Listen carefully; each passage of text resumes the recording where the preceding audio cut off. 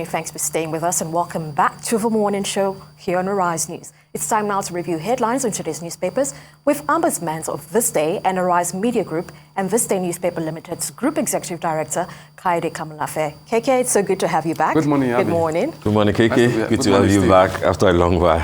Good to have you back. Nice to be here. All right, thank you. So we go straight away with This Day on Sunday. Politics, business, and law. You know, the key stories on the cover of These Days today.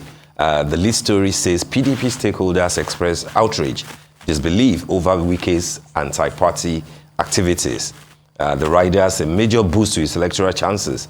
Atiku wins Shekarau back to main opposition party. Wike's camp wants Mimiko as PDP national chairman.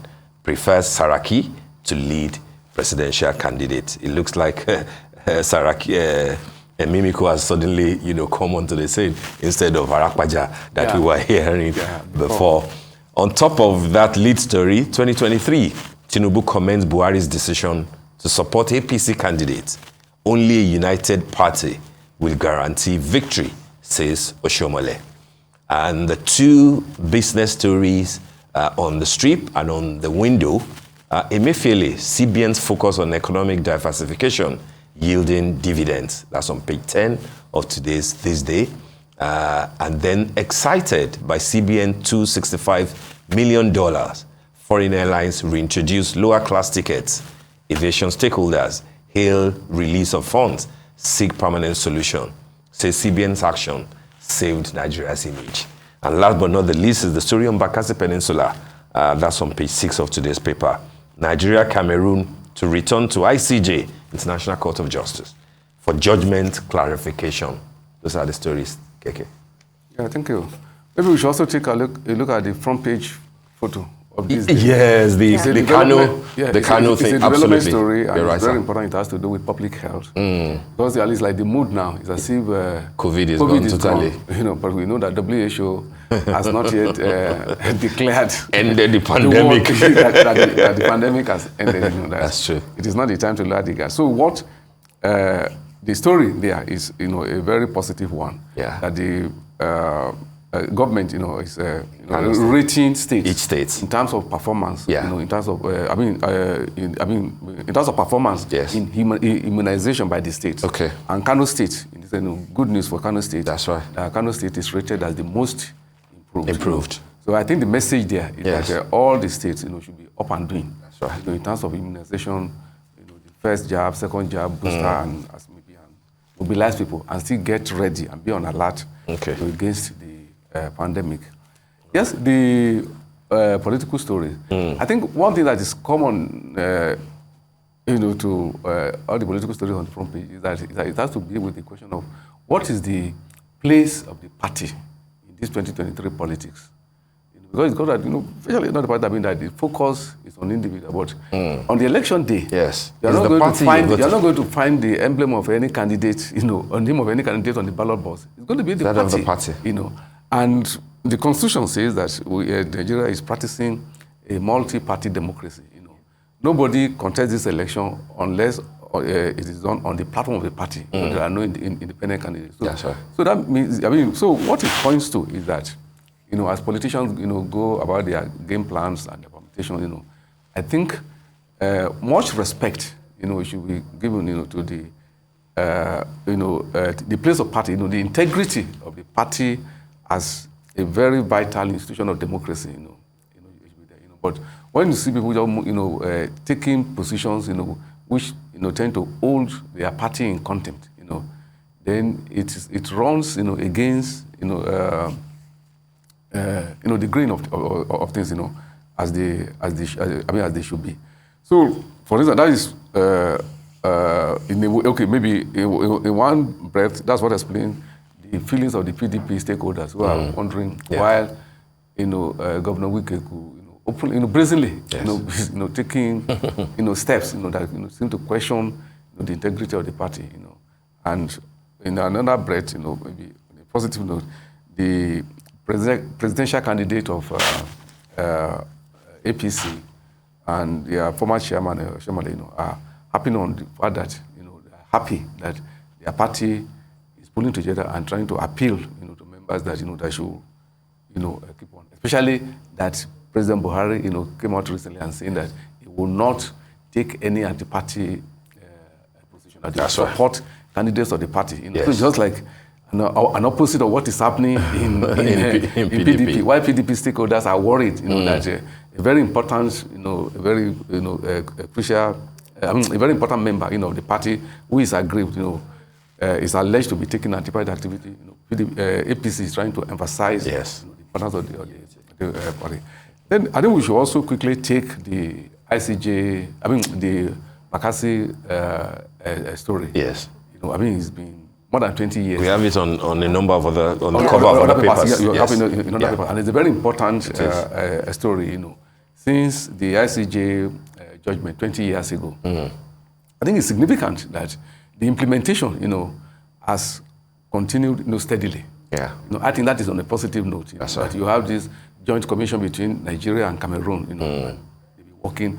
And this latest development, of the resolution to go back to ICJ for the interpretation of the judgment, it just shows that it's a very complex process, and a very difficult one, because there are still some areas, like Umsiki, Pila, and Koja, along the boundaries, that the experts, are here to determine who owns the land, in those places, And also the tricky question of the maritime area where you have hydrocarbon resource, how it's going to be annexed, and it's also a positive thing that Nigeria and Cameroon are working towards having a joint exploration and control of the, I think it was Chief Akinjide, late Chief Akinjide saying that took us to it was the lead counsel of the team. That's right. Of the team, I think so far, it's positive news from the Bakassi end. But as we do this, I think it's an opportunity also to remind the authorities that we should also look at the humanitarian question. The resultant humanitarian question. There are people who are still living in IDP camps, who are displaced, whose lives have been socially, psychologically, dislocated. Yes. So 20 years after, I think on both sides, especially the Nigerian side, it is important to solve, the result and the consequent humanitarian question from the Bakassi judgment. Okay, Visit style. Okay, visit style. Let's talk that quickly. Very colorful. You cannot miss it. There's beautiful images from the funeral proceedings of the late Princess Margaret Obagbana over the last week. Everybody was there except us. We missed out. KK, you didn't take us. KK, and of course, KK, we were commenting. We told him sorry. We're commenting on the splendid choral prowess. I think that was one of the hallmarks of that funeral. That's the Stellenbosch choir from South Africa. I mean, I'm sure you know them very well. It's really beautiful. In fact, there's a discussion going around about the fact that, how come people are not even, entertainment or tourism journalists not reporting what they did at that funeral beyond what Arise and I believe this day, have covered, because that was, excellent, exceptional performance. I agree with you, absolutely. Of course, KK, you were there, so tell us more. It was a grand farewell. Where is that? Royal grand farewell to Princess Margaret Obagbana. May her soul rest in peace. Amen.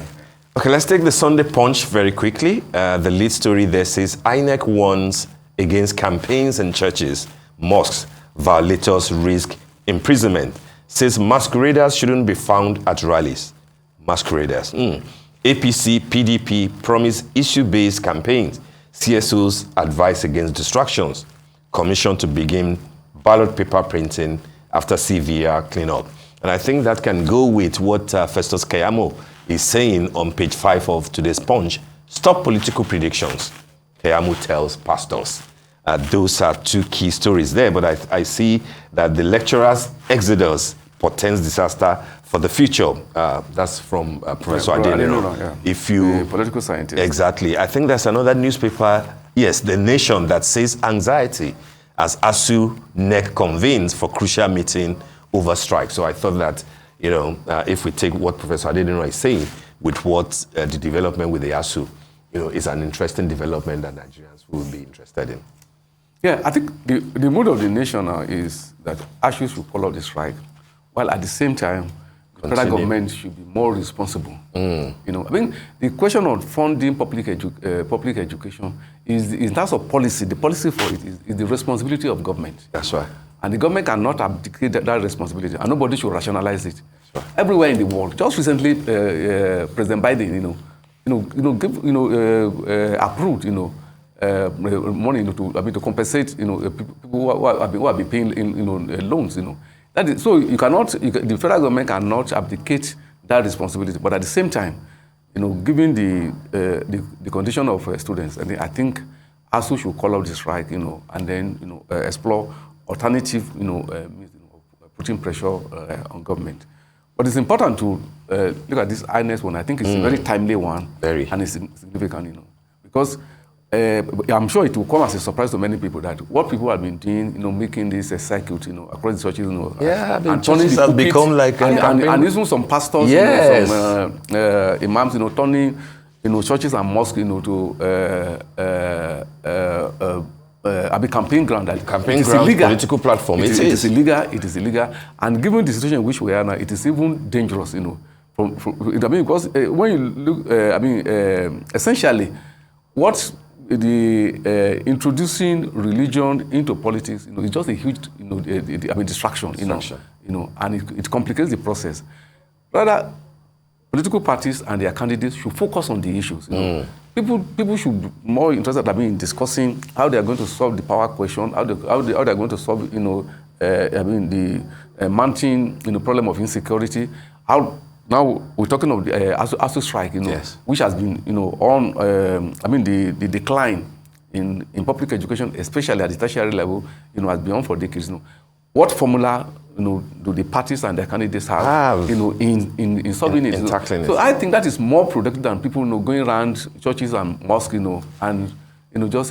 but many people would argue, KK, that Nigeria is such a politically conscious, spiritually and religiously conscious and infused country in terms of its dynamics. Yeah. People are praying for a better political dispensation, what have you. How do we separate those two? No, you're right. Our constitution says, that we have freedom of religion, freedom to hold any religious view, and not even to hold any view at all. But the constitution also says that the state shall not adopt, a religion. So that's separation, So yes, you are right. Nigeria is a very religious society, it's multi-religious, religious society. But the Nigerian state is a secular state. The Nigerian state does not have any official religion. And it is important, to separate religion from politics. Because like I said, that it's just a distraction. Because the truth of it is that nobody has ever been in power in this country and has ruled according to the dictates of his religion. That's the way of putting it. Yes, now, if it has been so, you couldn't have said it any better. We will not be having the problem we have now, Because elementarily, today is Sunday, for instance, if you take Christianity, there is this, emphasis on compassion, it's a very strong, theme in Christianity. It is also so in Islam, So if people who are in power have had compassion for the poor, majority of this country, then we will not be having the level of poverty that we're having now. Absolutely. So to me, it's just a small screen, and a huge diversion. So the question of bringing, the religious identity of a person means nothing. Materially, it means nothing, to the issues at hand. Yes. So, but it's very convenient, for the elite, in terms of manipulation, let's please spend our last minute to look at Sunday Vanguard. The lead story is similar to that of The Nation. The lead story is on PDP in disarray, pro-Atiku forces move against Wike. But you've touched on Wike and the PDP issues earlier. But there are two important stories here. Soyinka on Muslim ticket. We're in a very difficult situation.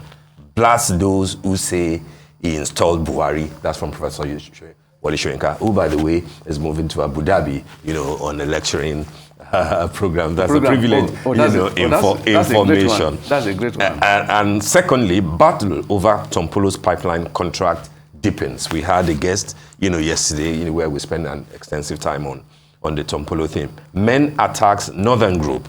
Cartel afraid former militant leader will shut leakage spots. Niger Delta groups. Tompolo is back in reckoning. Yeah. Huge money involved, but then a lot of people are, are not at peace with it.